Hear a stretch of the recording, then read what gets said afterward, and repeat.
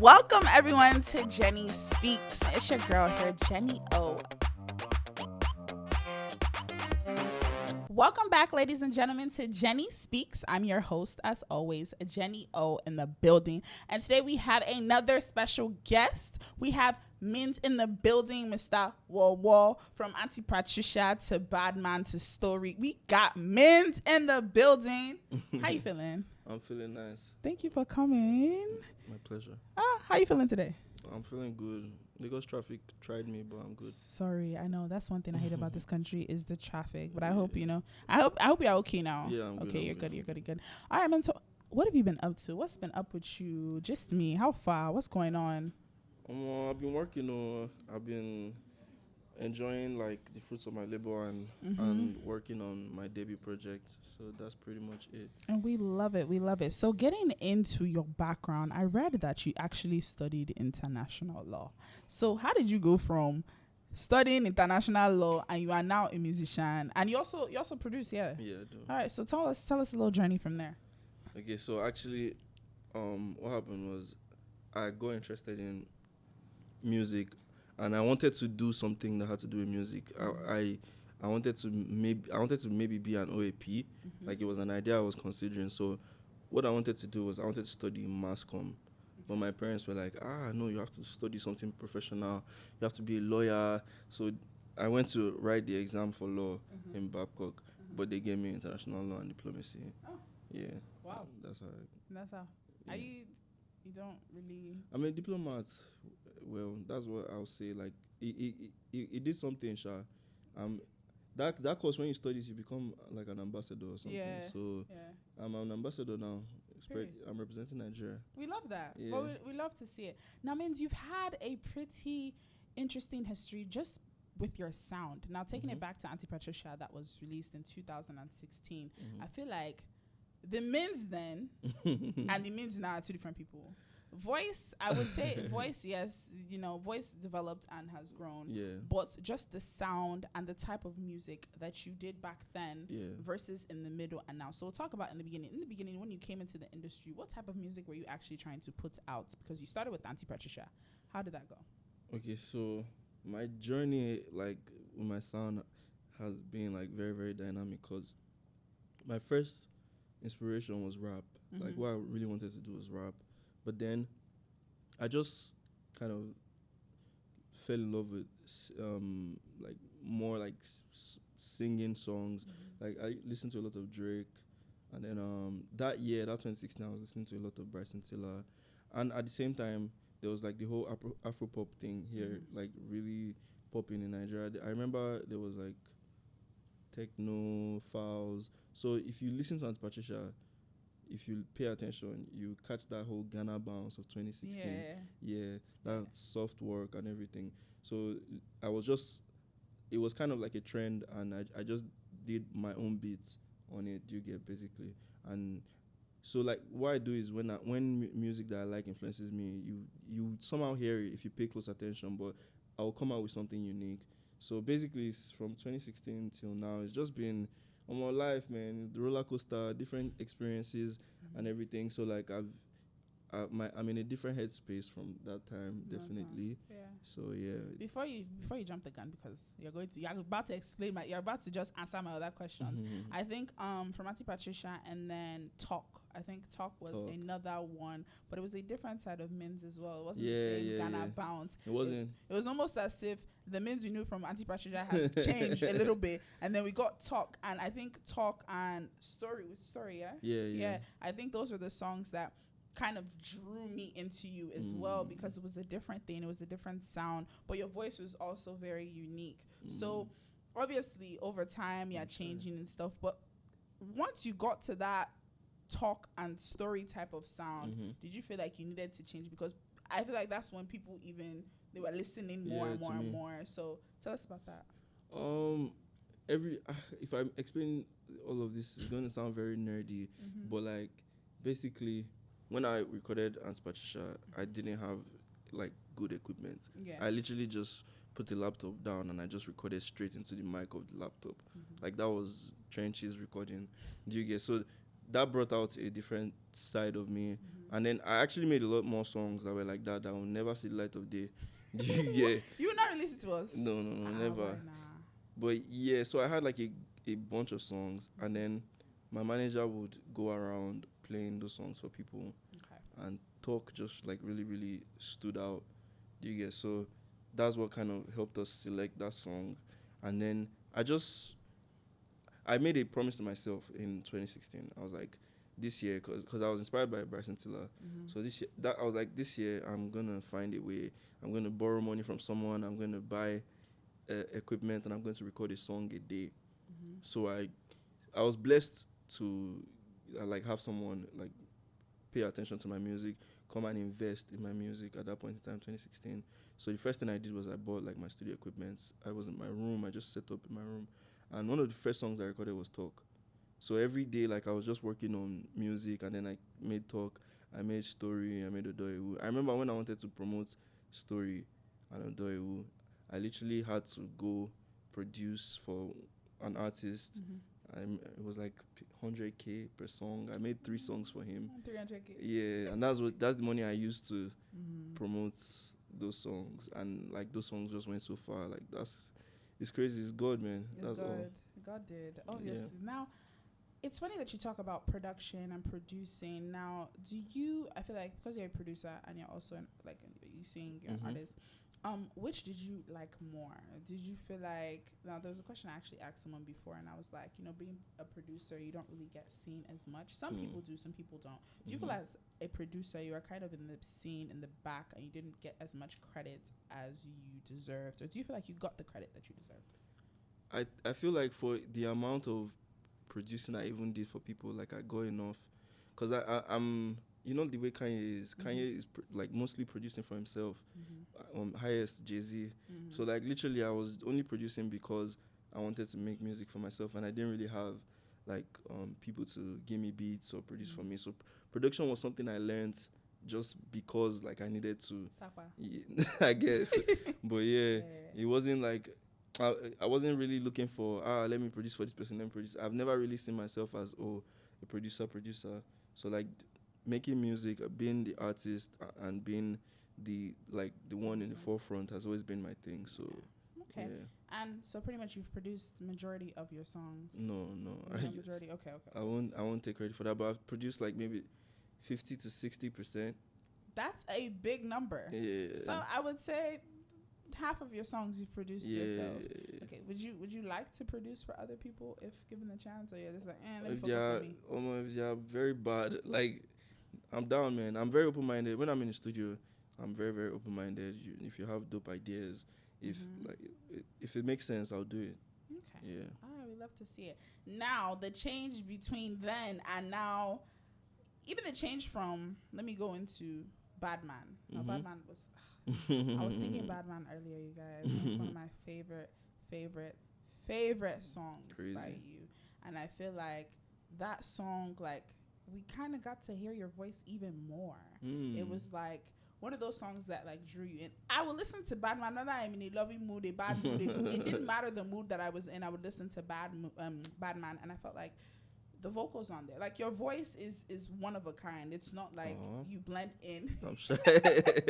You like your voice is one of those people, and I'm also one of those people that I study everyone's voice. So like if I hear your voice in a song, I know it's Minz. Wow. Because you don't sound like everyone else, and not everyone sounds the same. But there are some people that are very familiar. But like, wait, though, is this person this person? But like once you hear Minz, you hear Minz. So like I feel like from Talk to Badman, different. It was almost like a different, not a different person, but it was different again. Yeah. And it's so funny because we're going through the stages, and it's like you've Elevation. evolved as an artist, and it's like your sound is changing too. And not a lot of people can change their sound and be accepted. But I think that, like, how do you feel about that? Because quite honestly, change is something that people don't take very lightly, especially fans and people outside. How do you feel about that? Everything I do is just constant elevation. Like my MO is never stop elevating. So like I'm literally just becoming a better version of myself every time. So change is like my second nature. You get, so I don't even notice when I do. I just like Badman, for example. I think what happened is like I just sang like with my normal like talking voice, you know, like the song. There's no going too high. Just it's just me. Someone told me like the producer, his name is Orbit. He produced Soke, Burna Boy. He's a legend. So basically, like we made a couple of songs, and he just kept saying like he likes when I sing like even Wowo. We'll get there. We'll get there. Yeah. Wait, So So basically, like, is when I'm my most normal self. That maybe that's why it really stands out, because you can just feel the authenticity. Yeah, and then we'll just jump into Wowo. And my question is, how did you go from, obviously we love the original and everything, but how did you pick for your remix? Because you have Black Bones and you have Buju, yeah. And I think those are two very dope people as well. And merging all voices together and all sounds together is lovely. So when you heard Wowo the first time and everything, how did you know that you wanted Black Bones and you wanted Buju on that track? Or did you just want to work with them? Or what exactly was it? The universe picked them for me. Because like it's not a thing of, oh, I made this song and I had like somebody in mind or something. I made the song. I actually sent it to Buju, like just to like gauge before, but I don't think he saw it. But later, like when the song came out and everyone was reacting, like that song got a crazy reaction. So Black called me and he was like, "Oh, this song is going to be top 10 in Nigeria, blah blah blah." Like it was really really gassing me up, and he was like, "Okay." That was a good sign. It wasn't even a talk of like, let me get on it or anything. Then Buju, like someone just hit me up and told me, Buju has been playing this song like on repeat. Do you get? Then like a day or two later, he buzzed me and he was like, this song is disturbing me. Send me free verse. They disturb him for sleep. Do you get? So I sent him the open verse. Black Bones too called again, and I sent him the verse. So like literally, it wasn't a thing of I made this song, I want these guys on it. They literally reached out. Do you get? And the universe just made it happen. And that's my first feature. So yeah, you don't have. I don't chase. You feature, but people don't feature on your stuff. Why is that? I don't really chase. And I'm like when I'm even making music, I'm just making music to make it like and complete it. So it's just recently now that I'm like learning to like open up for people, or like just even have other people in mind in the process. But like that's actually very something unique about you, because you don't have a lot of features, and that was your first. And it's crazy because the songs that you feature on, or the people that you feature on, are people that don't even have like features all the time. For example, Runtown. It's like Minz is with Runtown. Minz does not have many features himself, and then you're featuring on someone like Runtown. So tell me that whole thing. Like how was that featuring for Runtown or being on the Runtown track? Was it? I really feel like it was more than one track. It was like four. Yeah. I was like, it's definitely more than one track. So how was that? How did you feel? Because Runtown sound good. Yeah. He surprised me with it actually, because what happened was we've been working since like 2019, and like I actually put him on one of my songs, but that song is not out. Like it's just been in the we've just been working on it like since but so ever since that time, there's just been like more songs. He told me like he wanted to do a project with me and Darko Vibes, and then actually it was strange, but like, you know, it's just music and different things happen. So one day I just woke up and everybody was tweeting, we have 4 new songs from Minz and Runtown. I was like, wow. I didn't know about this. And then I saw that the project had dropped, and then we just discussed and everything. And it made sense, to be honest. But like, yeah, that's how it happened. It wasn't. That's dope, 'cause not a lot of people get that opportunity. Yeah. And especially, I feel like you've definitely worked, you've done your dues, but there's people that have been here for a while that they cannot smell that. You get. So he even recorded one of those songs in my room. Literally. Really? Yeah. You guys are creating magic. Yeah. Mad. Also, you've been on a couple spin-out tracks. So this latest album that spin-out dropped, you're on it. And the last one as well, the last album, and the this new album and It's the last one, the two albums that he had out, you also were on that. So he obviously loved you on the first track. Well, to be on the second one. What can I say? You feel me? Bad boy Minz. Now, just coming into the industry, did you feel like you were accepted with open arms? Was it hard? How did you feel, or how do you still feel about the industry? I feel like at first it was really hard. Like everyone would recognize that, like, oh, this guy is really, really dope. But like they would just, they just go about their lives. Yeah. You get like so many people reached out to who would not like maybe like return messages or anything. But like the thing is, once it's clear, like, bruh, everybody will circle back. Everybody will actually circle back, like literally. So yeah, man, it's I know one thing about me is I pay close attention, so I don't get gassed. Do you get, like, I know, like, okay, everybody would gas you when it's your turn. Do you get? So like I just take what I need to take from it and just do and build the necessary like relationships and everything. The people that are my bros, the people that write for me, I work with those people. I stick with them. Do you get? So basically. So you take mental notes of those that fuck with you and those that never fuck with you. Yeah, but you're not about to get with him when he's up there. I don't hold grudges, though, but no, I get it. Yeah. Why would I want to work with somebody that told me get out? But that's human nature and it makes sense. And the thing is that you've been doing your thing without features. There's some people that they've been doing their thing with features, and there's people that like you that really never really needed a feature to blow or to get to where you've gone to, because you've brought out so many projects, and more than half or even all of them have been a hit. It's been good. People remember you through each phase. Like I literally sat here and I went through Anti-Patricia. Yeah. Okay, Talk. Okay, Batman. Okay, Wowo. It's like so many, and you've just evolved as an artist, and it's so beautiful to see. Now, what can we be expecting from Minz?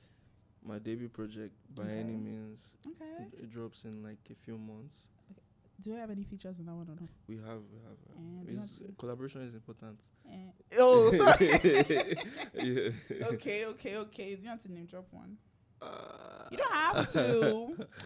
The one that excites me a lot is one I did with someone from Ghana. So I'll just leave it at that. I'll leave it at that. Yeah. Can I want to guess, but I don't want to guess. Is he a rapper? No. He's not a rapper.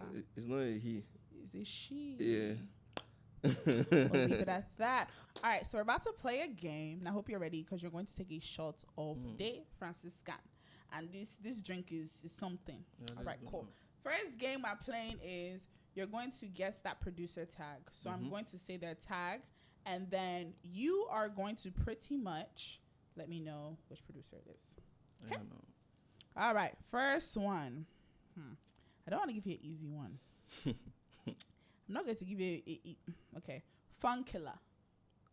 Tails. Damn. Okay. That's my guy. Well done. Okay. Second one is going to be. I'll get everything. Are you sure? I swear. Rhythm. Rhythm. That's feels. Nope. Take a shot. Wait, as in rhythm. That's all. Rhythm. That's it. Is it K-Dream? Take your shot. It's SARS. SARS started off with Rhythm. I can play it for you if you want to hear it. Rhythm. Rhythm Makula, yo, is... Wait. That's Feels. Rhythm Makula, yo, is Feels. Yeah. Yes. Rhythm is SARS. Not really. No.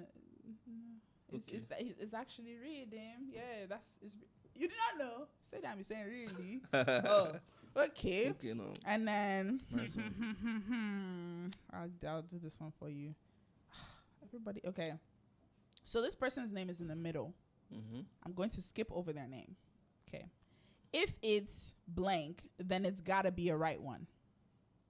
Eh? If it's the person's name, then it's got to be a right one. Yeah. You know how many confused people I had when I said that one? Okay. All right.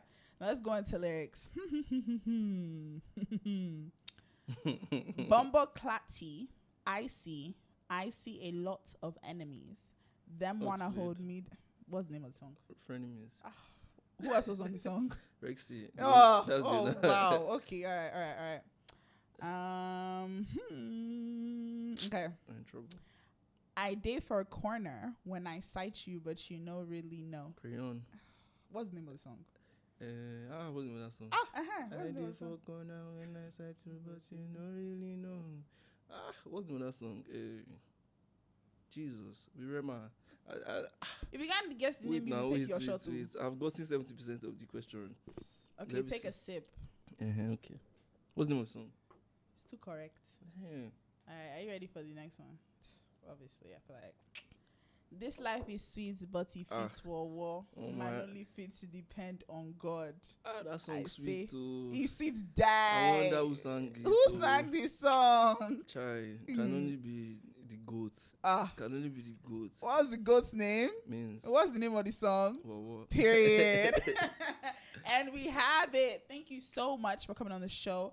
I am so ready to see what you have in store for us, to be honest. And I am ready. Do you understand? Like, I'm actually ready for you. I'm ready to see the next level you take us to, because we've already spoken of Anti-Patricia. We went from Talk, we went to Bad Man, and then we went to Wowo. So it's only up from here. So thank you so much for coming on the show. Thank you all for watching Jenni Speaks, and we are gone.